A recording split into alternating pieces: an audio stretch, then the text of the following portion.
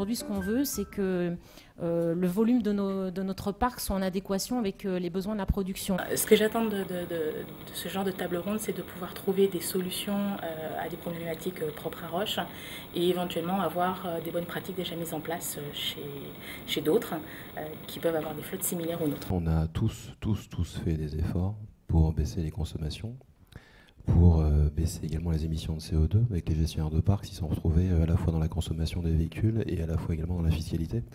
Donc d'une certaine manière, il y a eu beaucoup d'économies qui ont été généralisées grâce à ça. Aujourd'hui, on est sur un objectif de 3% de réduction de nos coûts fixes et variables.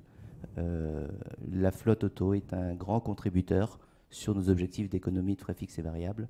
Donc j'ai la responsabilité de l'ensemble des achats indirects. Donc voilà, donc c'est pour ça que je peux dire que la flotte est un grand contributeur dans ces économies d'échelle dans l'entreprise. J'ai en fait un vrai intérêt en fait à challenger le CO2 également sur le VU pour ma part, parce que d'une part les VU sont éligibles au bonus écologique.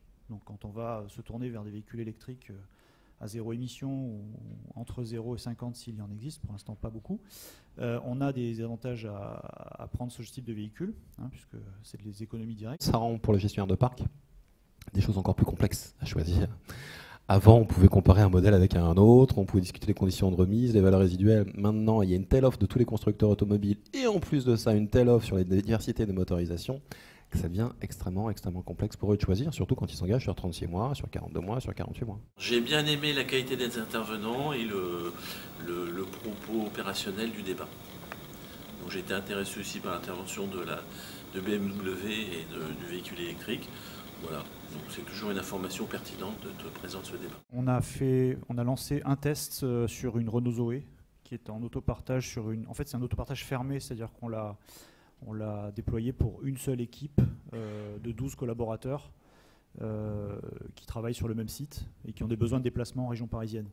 L'étape suivante, ce sera l'année prochaine où on a un site qui va se construire au nord de Paris et sur lequel on souhaite mettre en place également un autopartage avec probablement plusieurs véhicules, puisque là on parle d'un site de 200 personnes. Alors oui, la thématique véhicule vert m'inspire. Moi, à titre personnel, il m'arrive de dire que dans 20 ans, j'aurais presque eu envie de dire que le sujet de la conférence de 2034 serait qu'est-ce que je peux faire de mon véhicule thermique, qui est un véhicule exceptionnel dans ma flotte.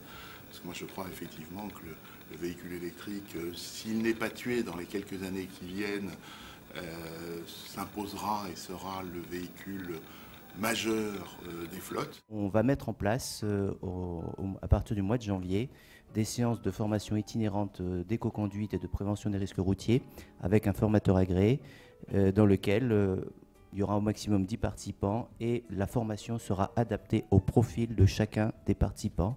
Objectif donc, identifier le top 10 des plus mauvais conducteurs par région et leur donner une formation. Et c'est à ce moment-là qu'on a donc décidé d'essayer de créer un outil qu'on développe nous-mêmes, qui est une macro Excel qui est interfacée avec la grille des loueurs, mais qui, au moment du choix, permet d'avoir la vision en TCO du modèle qui est pris et faire jusqu'à 3 comparaisons de modèles, et qui permet aux décideurs de dire, voilà, aujourd'hui j'hésite, j'ai le coût total de mon véhicule, avec une vision annuelle qui peut intéresser un contrôleur de gestion, une vision de totalité sur la période pour pouvoir comparer les modèles. Le sujet intéressant aussi qui a été soulevé par la salle, c'est le sujet des pneus hiver notamment, parce que ça c'est une vraie problématique et on n'a pas aujourd'hui de solutions qui sont proposées par les prestataires. Ça vient, ça commence un tout petit peu.